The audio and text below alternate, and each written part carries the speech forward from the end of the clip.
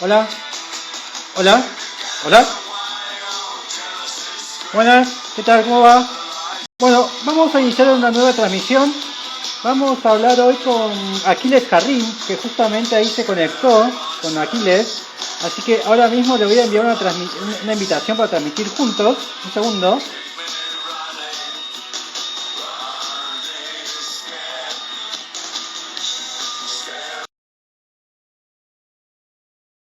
Que, ahí te mandé la invitación.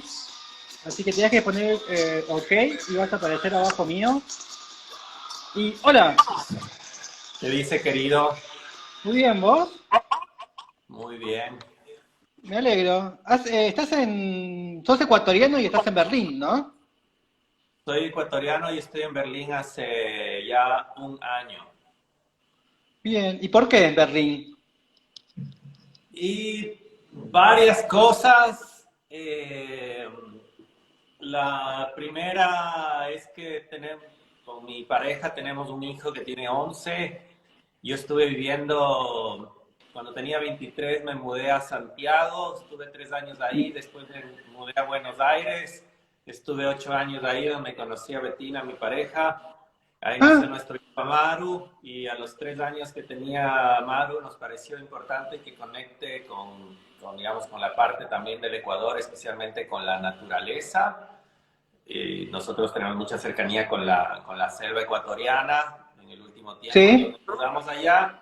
Y ahora que ya empezó a ser, tiene 11, 12 ya, va a cumplir, nos pareció una buena oportunidad para que pueda vivir en una ciudad como Berlín. Entonces, eso fue por un lado y por otro lado también las ganas para mí viajar y moverme. Como familia, en verdad somos un poco nómadas, entonces siempre es la Sí. oportunidad de volver a afectarnos con otras realidades y en el mundo de la cultura y el arte y la Bien. creación. Berlín está en un momento como muy interesante, entonces nos pareció atractivo hacer esa movida. ¿Y por qué? ¿A dónde estudiaste? ¿En Ecuador o en Chile? Yo estudié en Ecuador, en Chile, que terminé en Chile, lo primero que estudié fue psicología. Bien. Y ahí en paralelo me dediqué también en Buenos Aires un tiempo al psicoanálisis y empecé a vincularme con el arte y la salud mental y a Bien. desarrollar dispositivos de arte y salud mental, y en paralelo me fui como vinculando más al territorio, digamos, de la creación y de la creatividad. Bien. Y de ahí, Y sí, entonces estudiaste en Ecuador psicología, te sí, fuiste a Chile y terminé en dijiste, Chile bueno, y y de ahí me dijiste, fui a Buenos bueno, Aires. y te fuiste a Buenos Aires porque Buenos Aires es la ciudad más psicoanalizada del mundo, eso dicen, ¿no? Hay más... Correcto. ¿Y te fuiste por eso? ¿Porque era la ciudad más psicoanalizada? ¿Por qué elegiste Buenos Aires? Y porque había estado en Santiago y cuando fui a Buenos Aires de visita me di cuenta que a mí en realidad las ciudades me interesan, digamos, ya venía con varias preguntas en relación al tema de lo urbano y del espacio. Bien, Entonces la ciudad es un lugar, un territorio donde yo empiezo a generar, digamos, diferentes preguntas y cuestionamientos sobre lo que es el habitar y el vivir. Entonces, Buenos Aires me parecía como que su densidad y su energía me interesaba. Además, había conocido también ahí a una chica que me enamoré en esa época, que la conocí en Santiago, después me fui a Buenos Aires. Y claro, el tema de la psicología era como una oportunidad de seguirme formando ahí en una de las mecas donde el psicoanálisis, que ya venía pensando temas igual de psicología y espacio, y del espacio como una herramienta de producción de subjetividad. bien, Entonces, en el psicoanálisis empecé ahí a hacer tejiendo, digamos, de estas cosas que iban apareciendo en mí, y después hice un posgrado de arte terapia ahí, y cuando volví a Ecuador hace más o menos 8 años, me formé en antropología visual, hice un máster en antropología visual, bien, y en paralelo empecé como a trabajar mucho con temas de diseño de espacios, y tuve una formación muy cercana y muy linda con José María Sáez, que lo debes conocer, Sí, no, sí. que es así como, es un arquitecto español que vive en Ecuador Ah, tiempo, que es parte, digamos, de los creadores de la Facultad de la Universidad Católica del Ecuador y mentor y compañero muy importante de los arquitectos más interesantes ahorita para mí del Ecuador, entre esos, no sé, las bien, personas, los de Alborde, Emilio López, Daniel Moreno, la gente de Rama, gente, bien, digamos, de él. Entonces yo hicimos un experimento de una pseudo formación informal sobre lo que es la arquitectura también. Entonces, hay como una dimensión autodidacta y por otro lado una serie de formal de estudios, bueno, institucionalizados, por un lado los que te conté y después de otros muchos más experimentales y abiertos en mis propios procesos críticos también, digamos, sobre lo disciplinar, ¿no? ok. Bueno, te quiero, bueno, dijiste una palabra que a mí me fascina, que es salud mental. Eh, siempre me interesó la salud mental y todas estas, y bueno, ahora no sé cómo se llaman, si son trastornos, síntomas, ¿no? Enfermedades, cada vez cambian, ¿no? Eh, pero hay algo de la salud mental que me interesa y preguntarte, y porque después hablaste de lo urbano, ¿qué relación hay entre las fobias y todos estos problemas que tenemos nosotros con respecto a la ciudad y con respecto al campo o al pueblo? ¿Es verdad que en las ciudades podemos generar más fobias y más TOCs y más todos estos comportamientos obsesivos? ¿Cómo lo ves eso? ¿Es así? O sea, desde una dimensión más de estadística, claramente la concentración de ciertos padecimientos de los hombres se concentran en la ciudad, vinculado también a los modelos sociales económicos, creo yo. Y claro, la ciudad sobre todo concentra personas, ¿no? Entonces cuando se concentran personas es mucho más fácil que empiecen también a aparecer este tipo Claro, por cuestión de proporción. de elementos. Y bueno, y creo que por eso las ciudades son un desafío muy interesante y los espacios que se crean en la ciudad, para así como se pueden producir sufrimientos, también se producen alegrías. Yo Mm.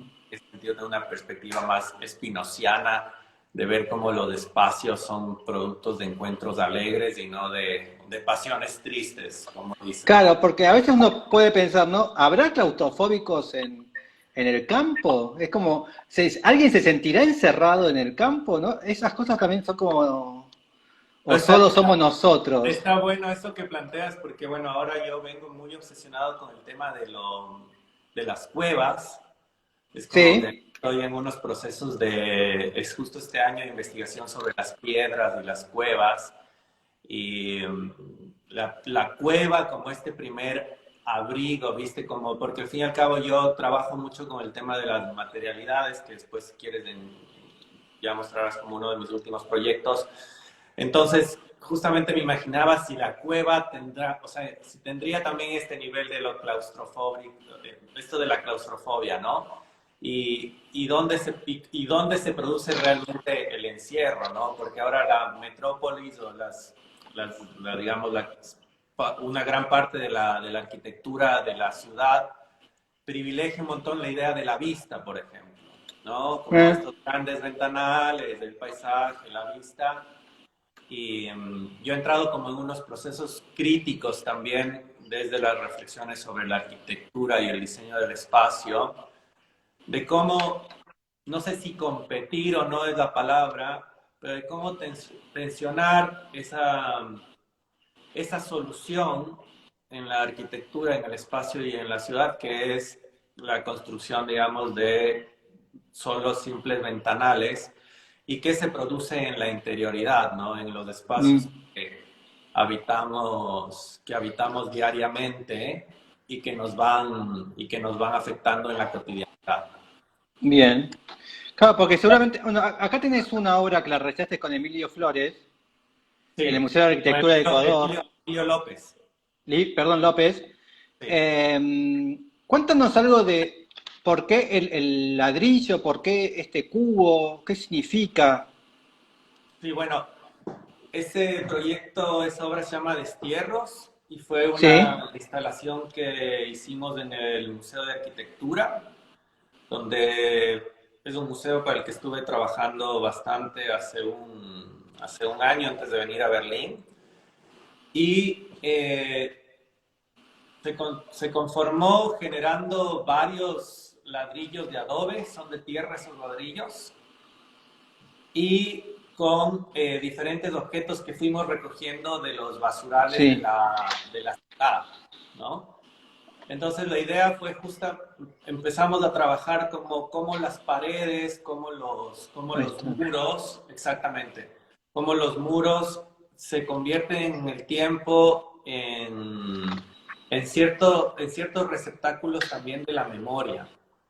Entonces la idea fue trabajar como la tierra en el tiempo, porque a Ahí mí me está. gusta, trabajo mucho también desde una perspectiva de la arqueología y de los restos, de las ruinas, y cómo la tierra se convierte justamente en este elemento que va a ir conteniendo nuestra memoria.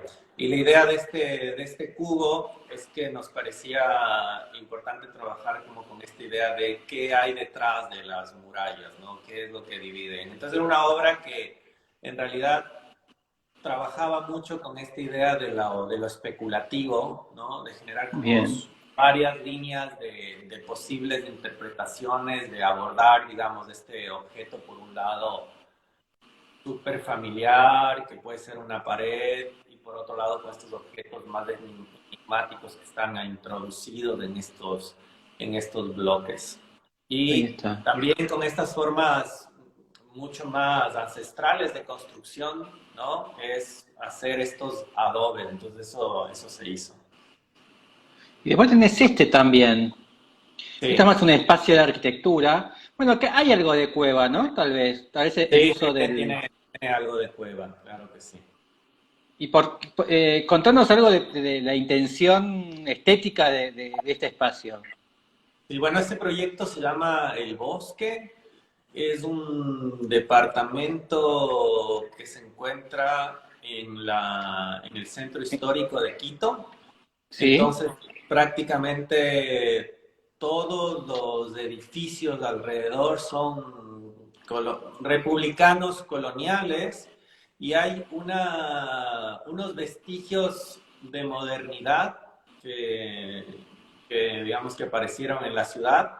Uno de esos vestigios, porque todas las construcciones, viste, tienen máximo 2 pisos, entonces este es uno de los pocos edificios, tiene 6 pisos, este departamento está en el tercero. Eh, entonces, este departamento tenía paredes enlucido, revoque, estaba relativamente bien, se podría decir en esos términos, pero por ejemplo, ves ese cuadrado de luz que tiene ahí, ese patio interior, eso tenía ¿Viste? paredes también. Entonces, lo que hice fue primero en este proceso de experimentación también con el espacio y también de un trabajo de investigación de cómo se iba a habitar este espacio, qué se pretendía sentir en este espacio. Cuando se quitaron todas las paredes, empezaron a aparecer estas columnas de concreto, que ahí vas a ver algunas que permanecen en el espacio. Y entonces cuando estaba vacío este espacio y aparecieron las columnas, empecé a trabajar con esta metáfora de las columnas como un bosque, como troncos, Bien. ¿no? Y desde esa dimensión como más poética, aparte, digamos, de elementos que ya veníamos trabajando para cómo habitar este espacio donde lo indefinido, por ejemplo, era un concepto importante, la posibilidad de una apropiación más subjetiva de los modos de uso del espacio. Empecé a trabajar con estos elementos de metal que tienen las mismas dimensiones de las columnas, que son 30 por 30 por 30. Y dije, bueno, en los bosques a veces también los árboles se caen. Entonces, desde esta metáfora y desde este elemento arquitectónico estructurante que son estas columnas, empecé a construir estos elementos de metal. Fue muy bonito porque además del taller lo armamos dentro del espacio cuando tumbamos todas las paredes. Y a mí me gusta mucho desarrollar sistemas constructivos. Entonces, la idea fue buscar que a partir de un solo elemento, que es esta pieza, se empiece a resolver todas las necesidades del espacio. Y por otro lado, todas estas terminaciones, digamos, del techo, de las paredes, de las columnas que están enlucidas, pintadas, fue más bien como esta idea de trabajar mucho con la sensorialidad, digamos, como con una perspectiva más crítica de lo liso, de lo brillante, de lo blanco, y trabajar más con lo áspero, lo crudo, lo expresivo. Entonces ahí empezó como este trabajo más arqueológico con las superficies del espacio, y empecé a quitar capas hasta llegar al punto de expresividad que el proyecto soportaba, digamos, y que buscaba tensionar también todos con estos elementos mucho más lisos y súper simples, ¿cierto? Y planos, que son estas vigas que cruzan, digamos, todo el espacio, que son vigas muy largas algunas, más de 6 metros. Sí, y las usaste de biblioteca. Y algunas empezaron como a tener diferentes funciones, de bibliotecas, para los platos de la cocina, como lugares de guardado. Entonces la idea es que el espacio invita a posibles acciones, más que una definición súper rígida de uso. Entonces, me gusta mucho cuando Rafael Iglesias habla, por ejemplo, de la experimentación, ¿no? Entonces, el espacio busca ser un espacio donde los habitantes están todo el tiempo experimentando y tensionando o redescubriendo las maneras de habitar y usar el espacio. Y acá encontramos un comportamiento compulsivo obsesivo, ¿no? Acá ordenar los libros a través del círculo cromático, ¿no? Ahí tenemos un síntoma de salud mental. Y bueno, sí, ahí viste que ya se van haciendo explícitas las obsesiones.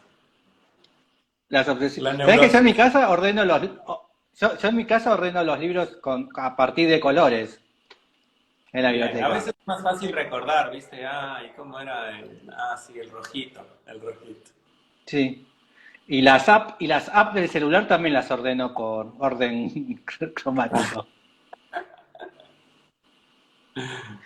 Así que, bueno, y después también estuve viendo hoy que haces joyería. Tenías un par de... Sí, yo en general tengo unos procesos exploratorios, he venido teniendo unos procesos exploratorios bastante amplios, entonces las joyas son como... Porque yo igual diseño bastantes muebles. Ahora en Berlín he estado diseñando sobre todo muebles. Muy buena que pongas eso. ¿Eres vos, no? Sí, soy yo. Pero está en mejor forma ahí, me parece. Entonces la idea es también trabajar como estos objetos como elementos también más escultóricos y como la idea de esta relación de los objetos y el cuerpo como un territorio. Entonces, en ese sentido, todo retorna como a la relación de los elementos y los territorios, ¿no? Que en este caso las joyas para mí son eso, objetos que empiezan a habitar el territorio piel, el territorio cuerpo. Bien, ¿y las usas? ¿Usas joyas? Yo uso joyas, no, esas las adquirió un músico rockero ecuatoriano, pero yo uso, pero bueno, más las produzco para otras personas. por los demás. Y acá tenés una... Son fideos, en realidad, son fideos tinturados. Y después los teñís. Los teñí, sí, con una tintura. Y después zapatos. De Sí, después de eso fueron todo. unas exploraciones gráficas en algún momento. Yo también trabajo como director creativo y fundador de un estudio que hace investigación en diseño y comunicación gráfica y branding, que se llama Bien. Siames. Entonces, siempre tengo como diferentes herramientas de exploración, pero el último tiempo, digamos, aparte de estos proyectos puntuales, mi exploración más fuerte empezó a ser en el espacio, el trabajo con el espacio. Por ejemplo, ahí puedes ver como más abajo, viste este piso de concreto, eso era para más arriba, Ah, ¿no? sí, ahí. Sí, eso es para un restaurante que se diseñó en Ecuador, entonces eran como estos elementos gráficos con maderas que se fueron introduciendo en el espacio. En el Y piso. bueno, igual el Bien. Instagram no lo tengo tan actualizado, pronto estoy renovando ahora mi página web, así que ahí pueden ver más de las últimas cosas. Bien. ¿Y en algún momento estudiaste arquitectura? O sea, la formación arquitectónica es este proyecto personal que te conté que hice con José María Sáez, que fue casi un Sí. año o sea, fue un año casi de estudio personalizado, donde teníamos encuentros de 2 veces por semana, de 3, 4 horas, y fue como una experiencia muy, muy intensa y muy, muy, muy interesante. Entonces, esa fue casi fue como Bien. un Bueno, intensivo vamos, dime. bien. Bueno, vamos a las preguntas. Yo te envié 100 preguntas, debes elegir 10. Así que arranquemos. Ya, no entendí muy bien eso, no la planteé así. Tenés que elegir 10 preguntas de las 100. Ya, no había, como eso me mandaste después, o sea, mucho antes, después ya no lo pude como Ah, que... Ahí hay otro trabajo que están preguntando que hice, que está ahí en el Instagram, que es Phantom. una Phantom, que es una cosa roja, vas a ver también. Que esa es una, ¿Este? que esa es una intervención que hice en un edificio que es un antiguo cine de los 60, que sigue abandonado y que está abandonado en el centro histórico de Quito, y que lo que hice es cubrir con unos policarbonatos. Esto fue para la fiesta de la luz, donde fui, digamos, seleccionado Sí. como artista, y entonces yo planteé intervenir este edificio de los 70, que ahí no se lo ve, pero lo que hice es como reconstruir todos los volúmenes que tiene el objeto, digamos, arquitectónicamente hablando, y cubrirle de estos elementos que iban cambiando después ¿viste? Este es del edificio. Este es del edificio como es. Que Bien. la gente no lo ve, y hay como un proceso en la ciudad de desconocimiento quizás, o de poca afectación con la arquitectura moderna, y en el último tiempo han habido algunos procesos de revalorización de la modernidad. Ahí puedes ver como del centro de Quito, no sé si conoces. Entonces la idea era No, justamente nunca hablar fui. de estos objetos como fantasmas, ¿no? Como fantasmas. Entonces la estrategia fue como intencionar el ocultamiento, digamos, de la invisibilización del objeto como tal, y generar esta nueva piel, esta nueva capa que intensificaba su presencia y su ausencia. Entonces ese fue el Bien. trabajo con Phantom. Oye, entonces no Muy entendí bien bueno. la tarea. Tenías que elegir 10 preguntas. Si querés te hago 10, elegiste 10 Dale, preguntas dale. Mejor, y las ¿viste? Así, respondés. así está más de acuerdo conmigo que soy un poco más, que van fluyendo las cosas. Dale. Bueno, la primera que elegís. A ver, ¿cuál vas a elegir? No, elegí la voz. Pero yo no las puedo ver ahorita. Tendría Ah, no, bueno, que... te digo cualquiera. Sí. A ver, espera. Espera que las busco. Una de siempre es una esquina de tu ciudad. ¿Qué? Una esquina de tu ciudad. Guayaquil y Oriente. ¿Quieres que te describa esa, por qué esa Sí, esquina? ¿y dónde es? ¿En Quito? Sí, Guayaquil y Oriente es la esquina donde se encuentra justamente ese departamento y A ver. es un cruce en la avenida principal que para entrar al centro histórico de la ciudad que se llama Guayaquil y Oriente es una de las que baja desde la montaña, desde el Pichincha casi.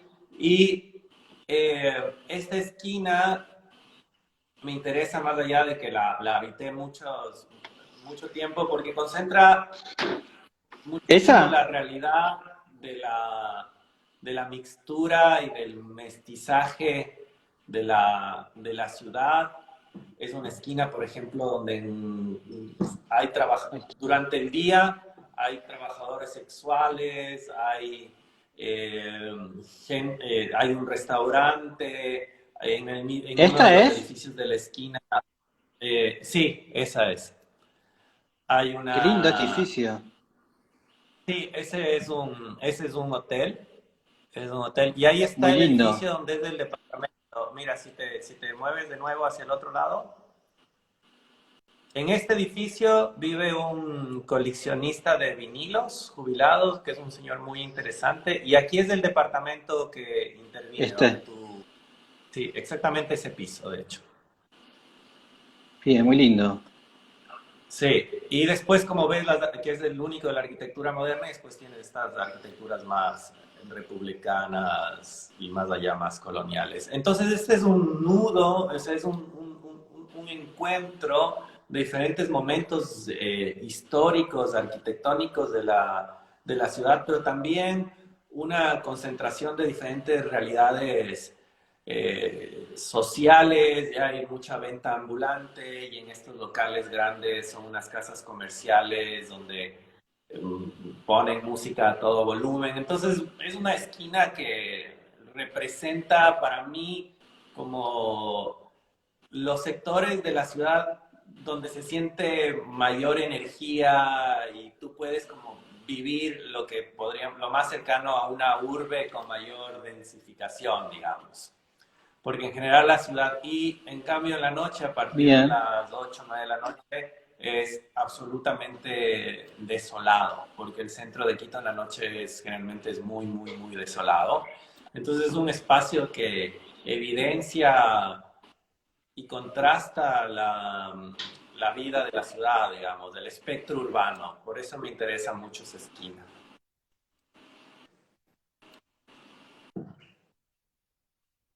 Qué lindo, ¿no? Y que Sí, es hermoso. esto que en realidad al ser el centro es todo, son todas oficinas y todo En trabajo. el centro histórico hay una baja residencia y justamente parte de este proyecto que se hizo ahí, de otros proyectos en los que estuve vinculado, ha sido como invitar a la gente a volver a poblar el centro histórico, que está tomado más por el área más comercial. Entonces, generalmente lo que tiene son muchos comercios y muchas de esta, por ejemplo, si vas más adelante a la izquierda, esa es una antigua farmacia que todavía sigue funcionando, Muy, pero, pero si te vas para adelante, por ejemplo, ves este edificio que tiene aquí como unas ventanitas laterales, ahí a la derecha, al otro lado, a la izquierda entonces, gira. Es divertido porque el curvo. ahí estuvo funcionando hace poco la oficina de Alborde, que los conoce, ¿cierto? Sí, sí, di la entrevista.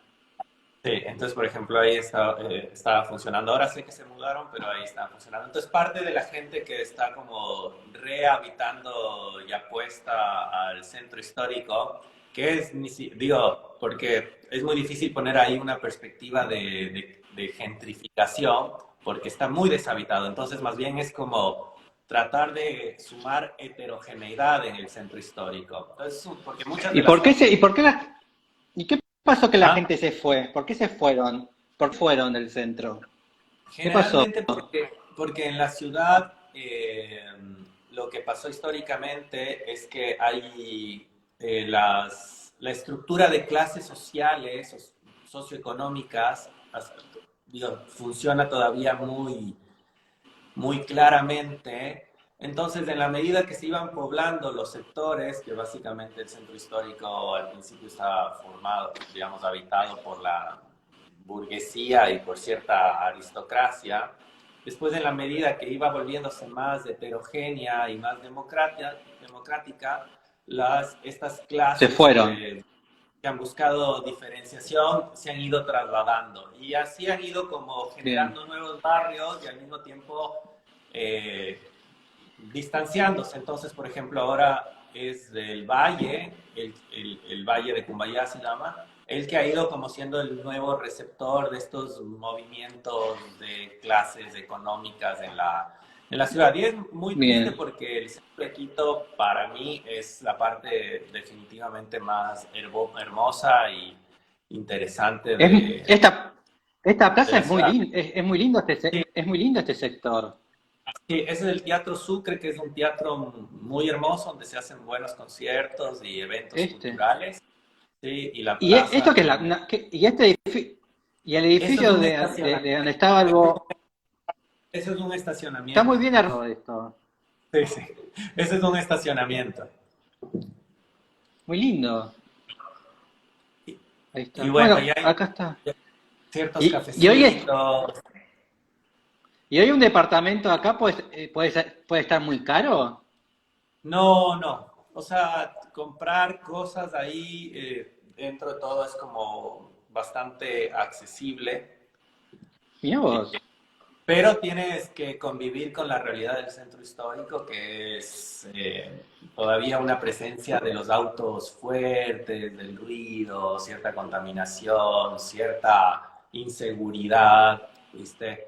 Ok. Entonces es como convivir con esa parte de la ciudad que para algunas personas nos resulta atractiva o importante o interesante de sumar otras perspectivas en el centro Bueno, pero histórico. te pones una buena carpintería, doble carpintería con doble coso de aire, qué sé yo. Doble Es una vidrio, opción. cámara de aire. O sea, hay opciones. Hay, De hecho, ese departamento, por ejemplo, tiene unas ventanas especiales y tiene una reducción, digamos, de la contaminación sonora y tiene este patio, viste, central que justamente lo que hace es como un pequeño sí.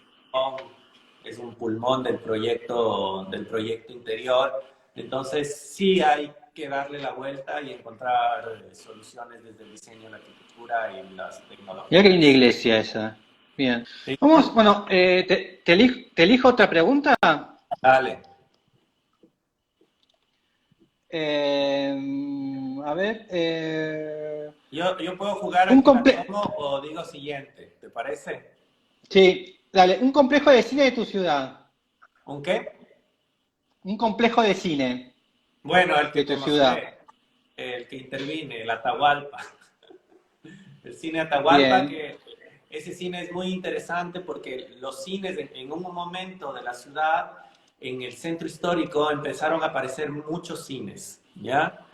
Entonces, a mí me hace recordar también así como a Cinema Paradiso, ¿viste? Entonces, este momento en que empiece a aparecer el cine como el lugar de entretenimiento y de intercambio cultural, y se empiezan a desarrollar complejos cinematográficos en el centro histórico. En algún momento habían 8, 7, 10 cines en el centro de la ciudad, increíble, y empezaron a dejar de funcionar como cines y empezaron a ser abandonados y los pocos que quedaban, como el cine Atahualpa, que ya fue, digamos, abandonado hace 10 años, hace sí, 8 o 10 años, pero antes de eso, lo que le logró sostener como cine fue siendo cine para adultos. ¿Este es?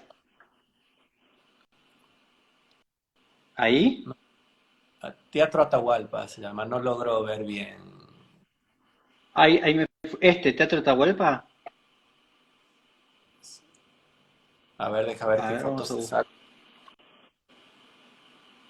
Ahí vamos a ir con el muñequito. Ahí está, ¿este? Sí, sí, sí, ese.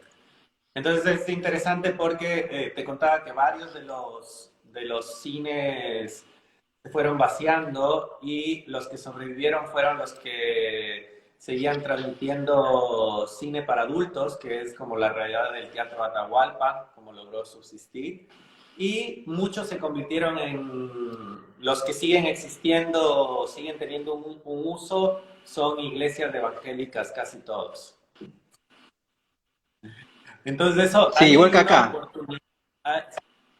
Sí. Entonces ahí hay una oportunidad muy interesante de reactivación de estos complejos, porque más de este cine es parte del edificio, ¿viste? Eh, gírale, gírale.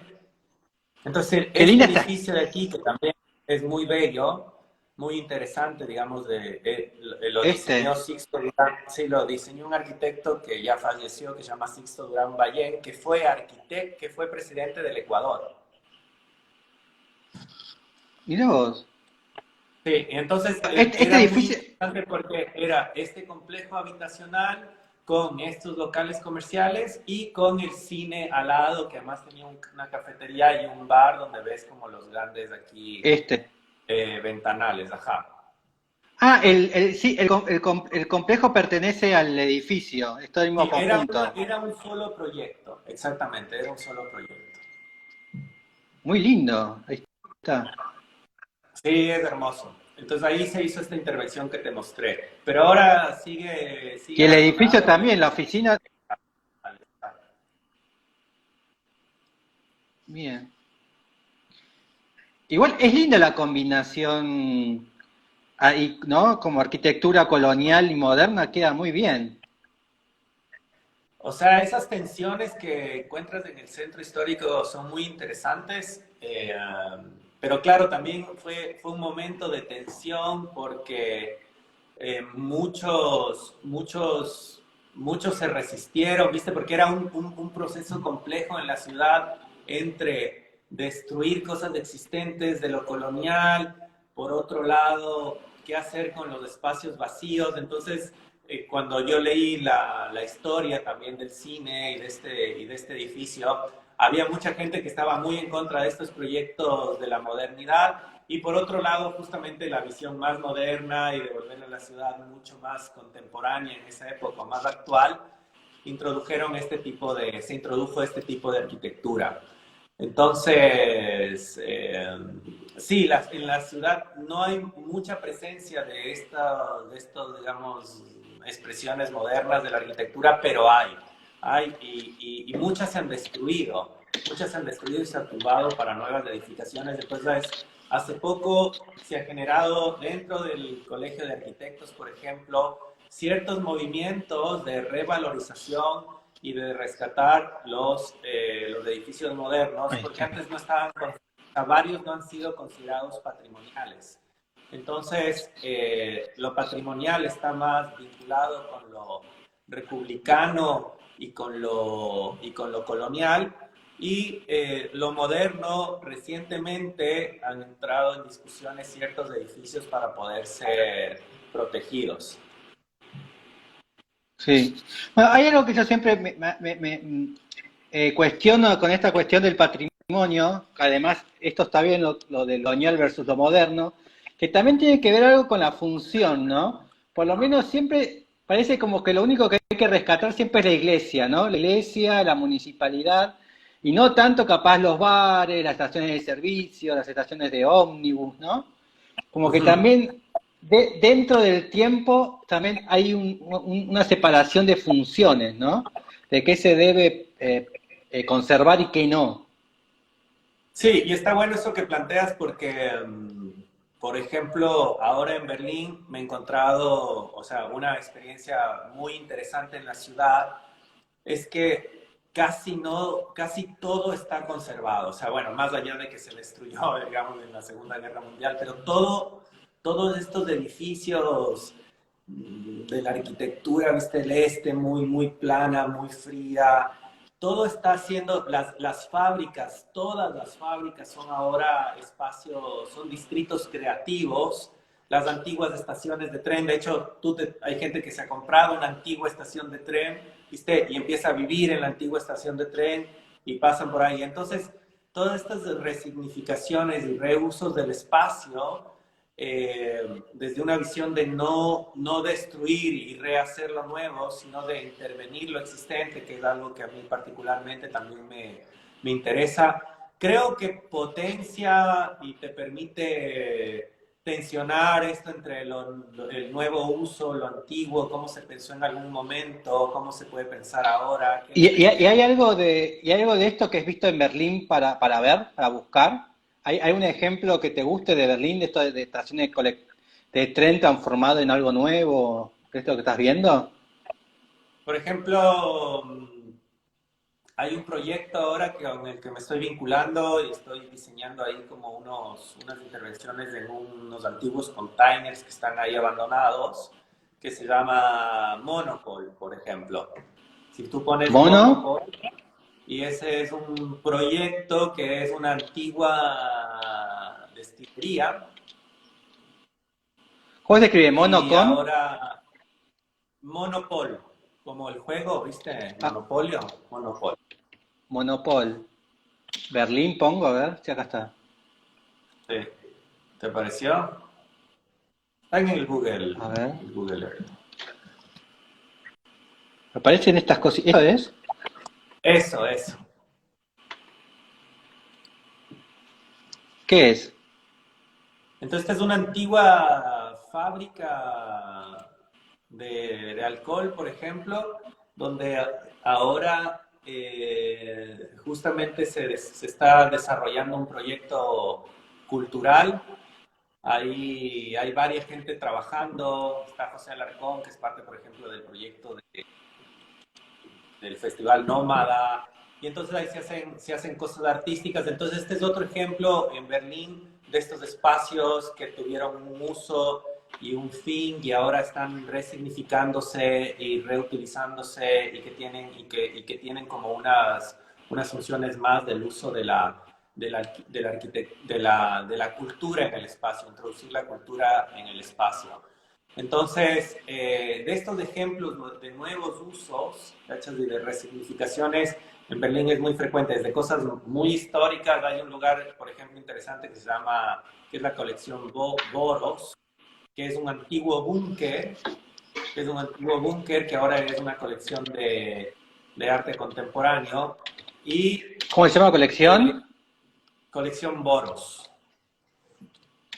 Bonus. Boros. A ver. No, no me aparece nada. A ver, Colección.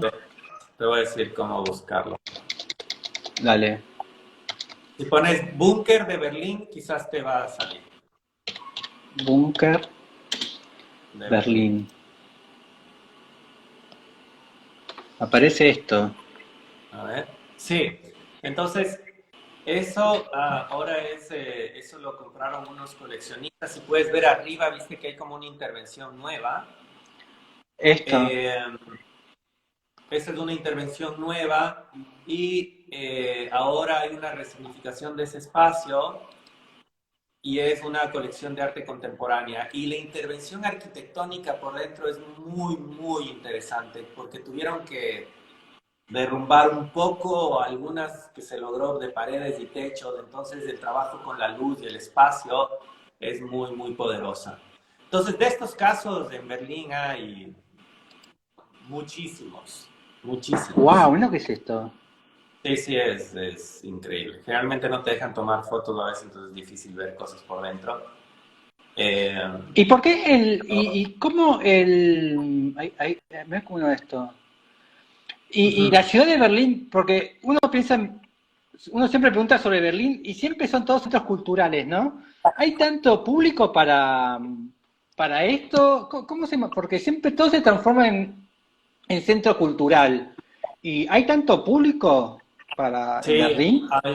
la verdad que el nivel de consumo cultural en la ciudad es muy alto. De hecho, por ejemplo, si tú quieres ir a ver la colección, tienes que buquearte a veces con 3 semanas o un mes antes porque ya están llenas todas las Ok. visitas. Incluso si quieres ir de pronto a un concierto, viste que uno dice, bueno, generalmente, ¿qué voy a hacer el fin de semana?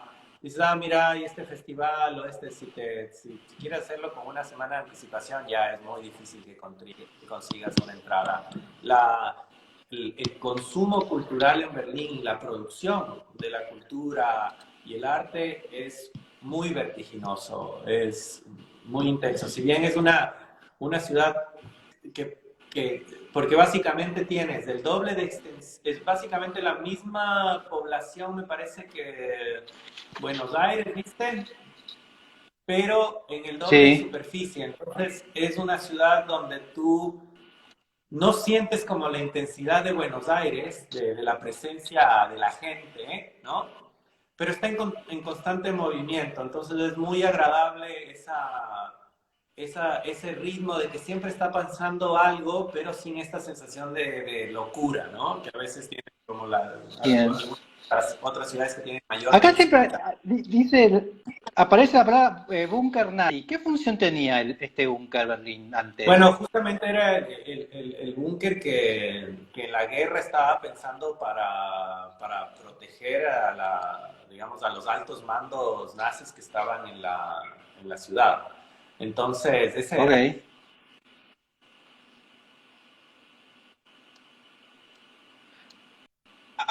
Así que cuando iba a haber una invasión sobre ¿Quieres lanzar Berlín, otra pregunta? Dime.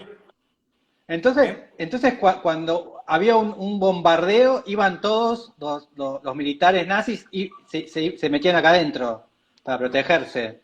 Sí, ese era un búnker de protección y las paredes son así impresionantes. Son paredes que nunca había visto así del espesor que tiene. Es una cosa ¿Y muy, cómo, muy.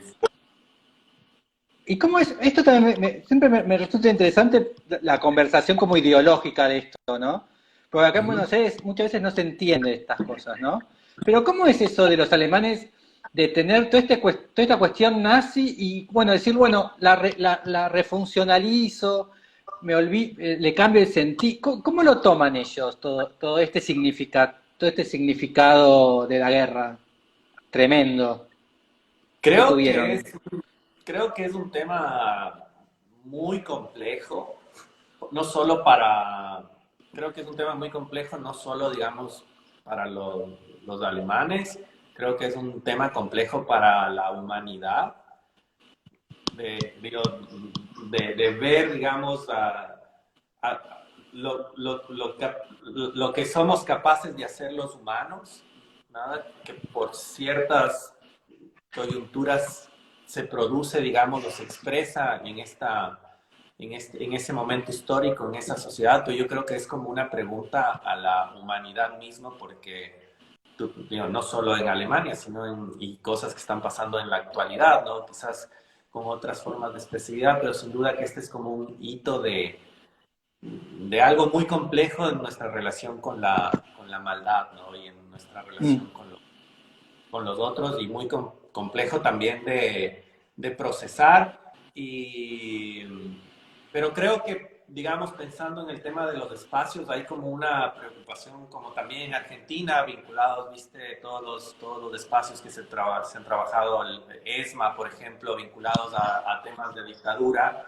Creo que hay una función de trabajar con la memoria y el no olvido usando, digamos, estos objetos y estos espacios y dando como ciertas resignificaciones del uso, sin que eso implique un trabajo en el olvido, sino más bien como una cuestión de transformar esos espacios, pero que están muy presentes en la memoria toda, digamos, su carga histórica y todo el sufrimiento, eh, bueno, y todo lo que sucedió en estos diferentes tipos de espacios y cómo han sido habitados en el tiempo. Entonces, es un tema muy complejo, ¿no? Y en la ciudad hoy de Berlín, en la Berlín contemporánea, ¿esto sigue siendo un tema de conversación o es como, bueno, adelante, dimos un paso adelante y se vive nuevamente? Nadie hable más de eso.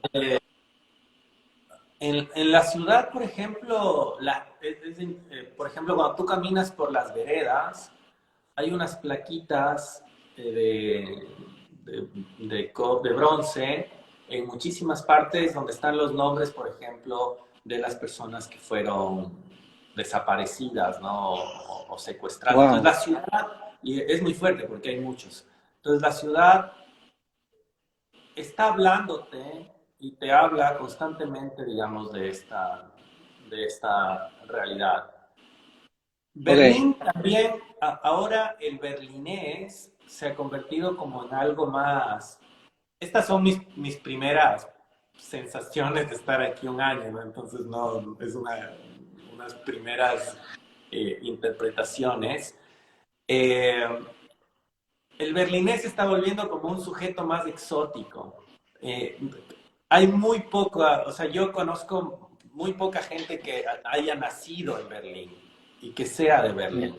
Berlín es una ciudad tremendamente cosmopolita, una ciudad donde, de hecho, el berlinés ya no se define por su origen berlinés, sino porque tú vives en Berlín y comulgas con unas ciertas dinámicas o ideas de lo que es ser ciudadano en Berlín. Entonces, eh, es interesante porque, viste, entonces ahí ya no es que hay necesariamente una presencia de estas cuestiones de la alemanidad, sino que hay unos híbridos y unas mixturas donde todo se está mezclando y entonces es una cuestión mucho más cosmopolita y Ok. escuchas de español, inglés, de alemán, pero Y, digo, dime.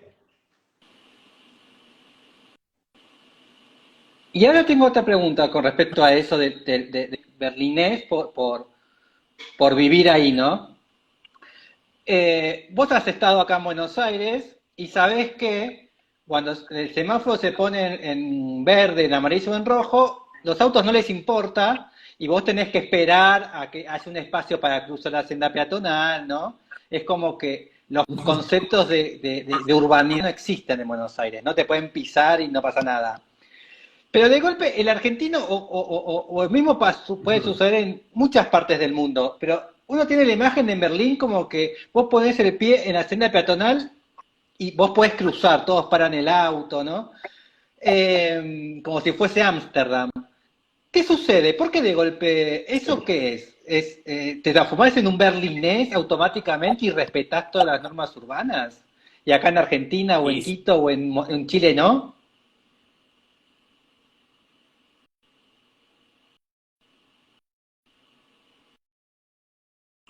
¿Aló? Sí, y sí, te, te educas inmediatamente. ¿Pero por Es, qué? ¿Qué sucede? es muy fuerte como la sensación de estos acuerdos sociales, de estos acuerdos urbanos de ciudadanos, donde ciertas definiciones de cómo usar el espacio y cómo habitarlo están muy instituidas. Y si tú cruzas y hay otros viéndote, la presión social sobre tu acto transgresor es muy fuerte, pero por otro lado, o sea, podrías tú vivirlo desde estas nociones un poco más disciplinares, pero por otro lado creo que empiezas como también a sentirte muy bien de que cuando cruzas nadie te va a atropellar. O cuando usas tu bicicleta estás muy seguro. Entonces tú quieres ser partícipe de eso.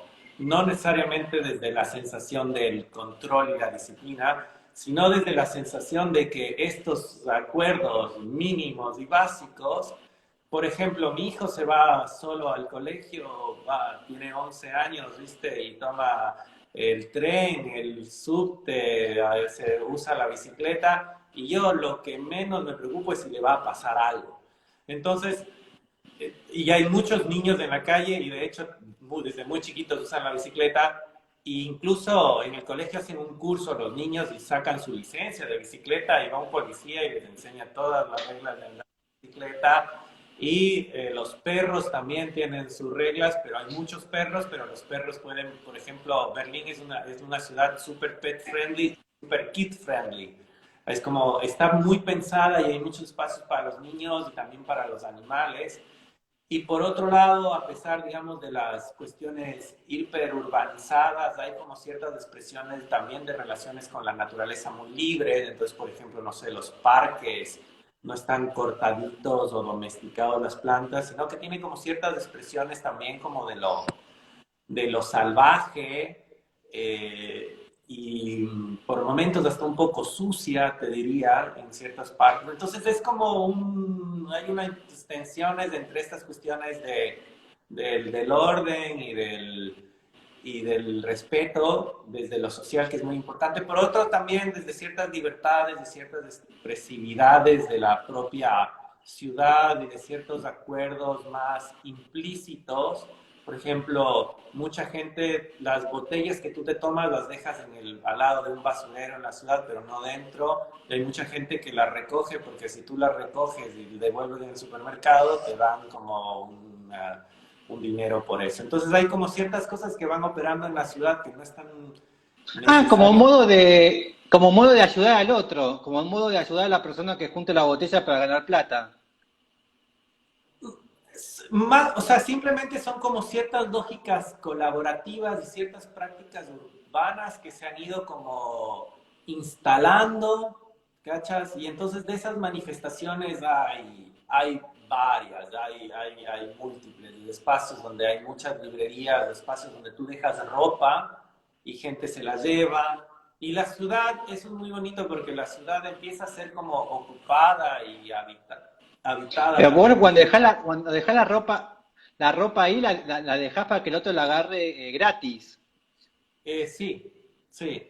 O sea, hay espacios en los barrios como medios destinados en plazas o en parques donde la gente las deja relativamente ordenadas y otras se las lleva. Pues justamente un amigo mío que se acaba de sumar a la reunión que se llama Sergio, que estuvo aquí de visita como 3 meses, con el que tenemos el proyecto que te comenté de Siamés, de este estudio de branding y diseño.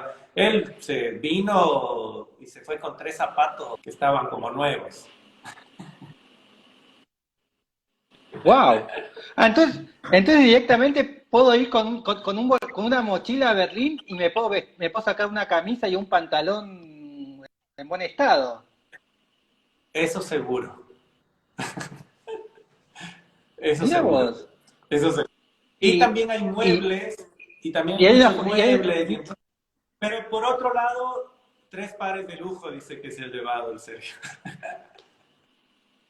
Entonces, y- pero por otro lado también, digamos, hay estas cuestiones de que te encuentras muchos objetos y cosas en la calle que la gente se los toma, los rehúsa, pero por otro lado también es una ciudad extremadamente consumista. Entonces también hay como una calidad de vida muy alta, entonces hay unos niveles de consumo muy fuertes. Entonces como conviven diferentes ideologías, ¿no? Por un lado hay un capitalismo, por otro lado hay como una dimensión como mucho más social y colaborativa de la ciudad y de ciertas perspectivas muchísimo más comunitarias. bueno, que no significa que sea no significa que sea super capitalista o consumista que no quieras regalar lo que ya no uses, ¿no? Es algo de bondad Sí, también. eh, no sé por dónde pasa, pero es una ciudad donde la colaboración y la buena onda está muy presente y sí hay, por ejemplo, se siente mucho que sí hay como mucha horizontalidad en el trato entre las personas, que yo creo que en Buenos Aires en algún punto también, digamos, comparado quizás con Ecuador o con otros países, también existe, fue algo que a mí me gustó mucho, pero acá, digamos, hay como una, en general, hay como un reconocimiento del otro desde sus valores más que desde su hacer o desde sus niveles económicos y Bien, políticos, pero esas son como mis primeras percepciones también en los contextos en los que yo me he ido moviendo, ¿viste? Entonces no diría que es como una certeza, ¿no? Es más bien como unas primeras afectaciones con la ciudad y con la trama urbana en la que yo me he ido como introduciendo, porque Berlín es muy grande y toma mucho tiempo. Además es una ciudad que no es muy evidente al principio, ni muy... Yo hay Alan Pauls, viste que es el escritor que vive aquí, escritor. y que alguna vez hemos compartido en un espacio. Él dice que Berlín es la ciudad fea donde todos quieren vivir, eh, porque no es Vive, explícitamente bella, pero es muy interesante y te toma tiempo irla descubriendo, pero entonces requiere tiempo, es una ciudad que te requiere tiempo y energía y te das cuenta que ha habido este lugar aquí y esta librería acá o este proyecto bien. interesante acá, pero no es Hay, algo que hay, está hay una, conectando. Dime. vamos a la última, vamos a hacer una última pregunta, que es autor argentino y hablas de Alan Paul. ¿Hay una obra de él que te guste? El pasado. Bien. ¿Qué te gustó del pasado? La película es muy buena.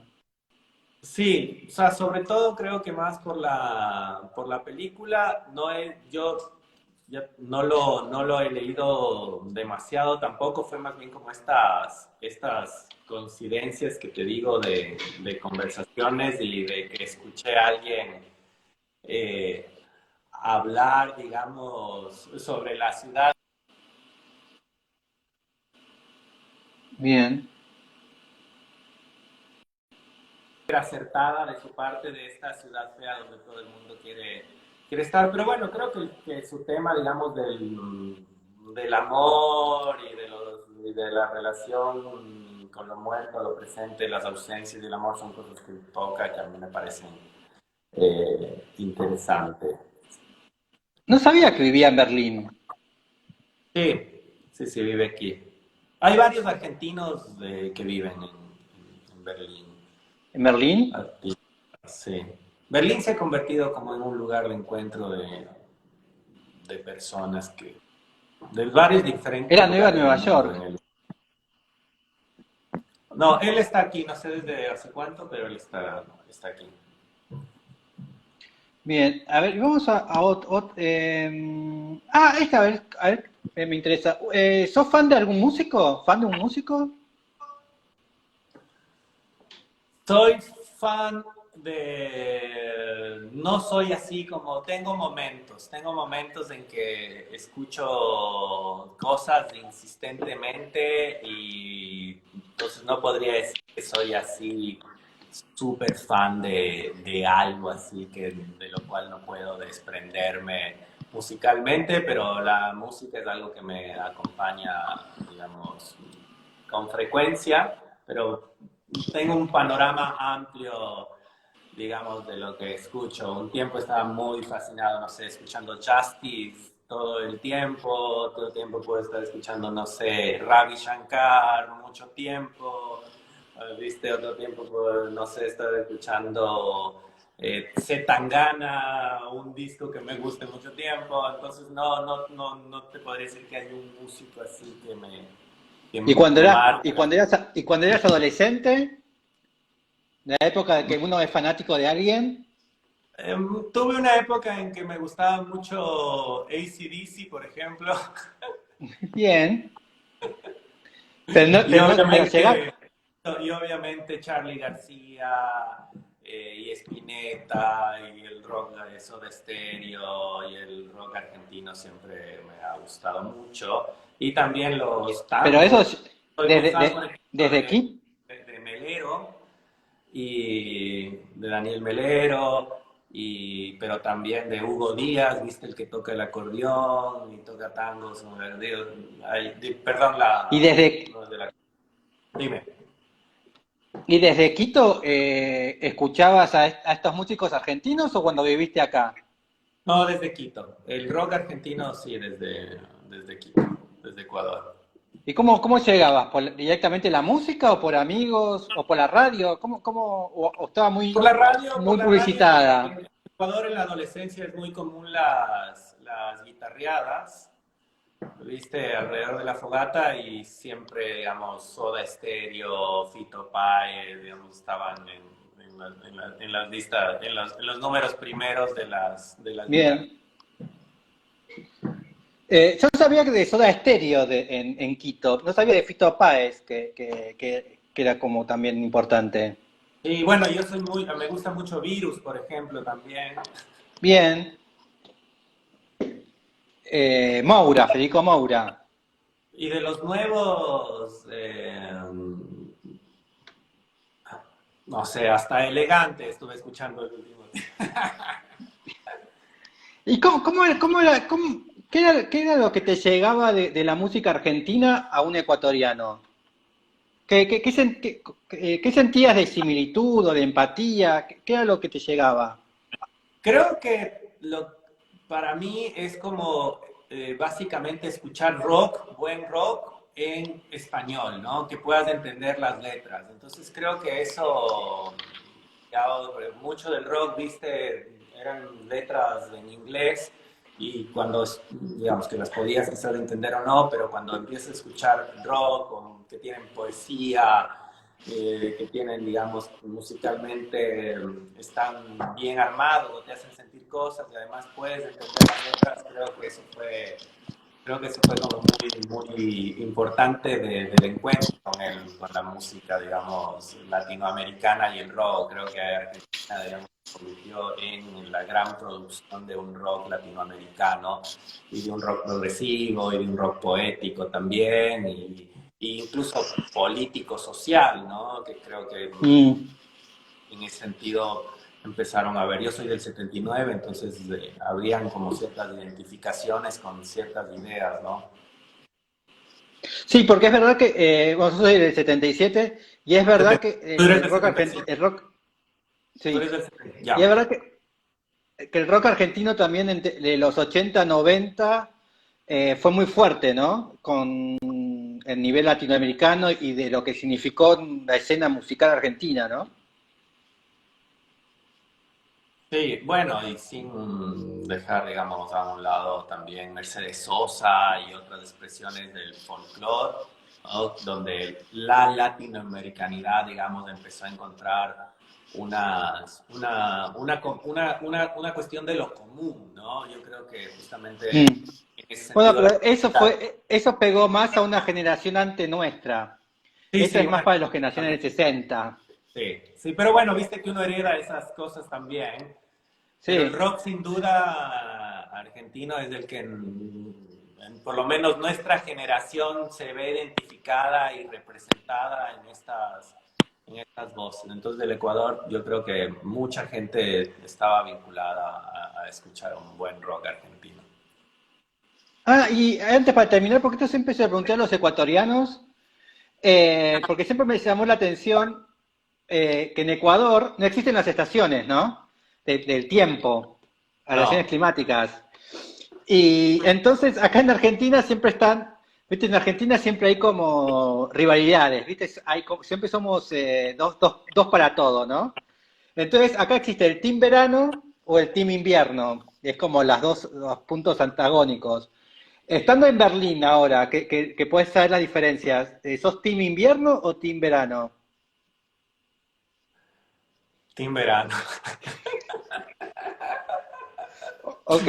O sea, si diría Team Invierno, digo, mira, estoy intentando, o sea, he tratado de convencerme de cosas en relación al invierno, viste, incluso de algunas mentiras de búsqueda del ascetismo, del silencio, de aprender algo del frío. pero no, team verano, team verano. Porque, ¿cómo es eso? ¿Cómo es eso? Bueno, igual hace mucho que no viví en Ecuador, pero ¿cómo es eso de vivir en una ciudad de que, en la cual, porque viviste en Buenos Aires, y sabés que, Viví en Buenos Aires 8 años, casi 10, y después me mudé a Ecuador los últimos 7 años. Estoy viviendo en ah, Ecuador y hace un año porque que yo porque es que viviendo en Buenos Aires es muy evidente que estás viviendo el verano, que estás viviendo el otoño, que estás viviendo el invierno y que estás viviendo la primavera. Ujú, Son cuatro ciudades diferentes. ¿No? ujú. Cambia, Buenos Aires cambia, pero abismalmente en cada temporada, ¿viste? Y te das Sí. cuenta que pasó un año porque pasaste cuatro temporadas. Tipo, Ujú. y en Ecuador, ¿cómo es eso? Porque de golpe en Ecuador no tenés eso tan presente. En ¿Cómo, Ecuador cómo es? tienes en Ecuador tienes las 4 temporadas en el mismo día. Pues, ¿y cómo es? ¿Cómo es ese paso del tiempo? Bueno, y ¿qué diferencia sentís? O sea, yo no hay como esta relación, digamos, de la temporalidad del clima, por lo menos en Quito, que igual está a 2.800 metros, entonces tampoco es que es súper frío, súper caluroso, o sea, estás ahí en un margen medio equilibrado. Pero yo creo que más es una cuestión del día al día. No hay nada que, o sea, si bien tienes unas épocas más de la lluvia, vinculadas por las diferentes corrientes y otros fenómenos atmosféricos, pero no, y además en el último tiempo, con el cambio climático también, empezó a haber como unos caos y unos desórdenes. Entonces ahora hubo un tiempo mucho calor en Ecuador. De hecho, ahora hubo unas lluvias muy fuertes que generaron unos deslaves. No sé si viste unos Mm, aluviones en Quito, que ha sido una tragedia muy compleja que nos lleva a preguntarnos también sobre el tema de la ciudad y cómo vamos o cómo seguimos pensando la ciudad y la manera de habitar, porque muchas de estos barrios están cerca digamos, más cercanas a la montaña que el valle. Entonces, pero sí, es más bien un día a día. Tienes que salir preparado con el paraguas, con la chompa, pero al mismo tiempo con la camiseta, porque a las 12 del día puede hacer un sol y un calor tremendo, y viste que el sol te va así directo en la latitud cero. Entonces, más bien es como no hay una sombra. experiencia con el clima más.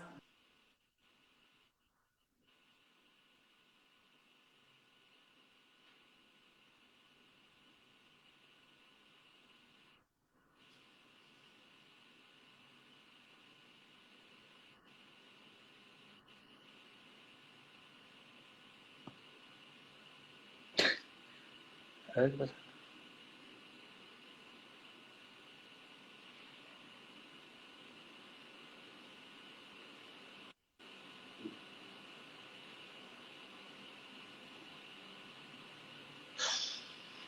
Me parece que a ver qué pasó. Se nos cortó. A ver, ahí va a volver.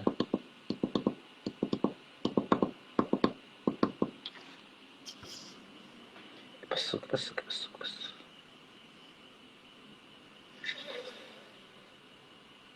A ver. Ay, bueno, se nos fue. Ahí se me vuelta y lo despedimos. A ver qué pasó. Ahí no está. A ver.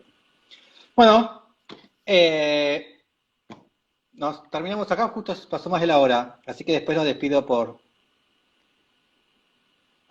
personalmente.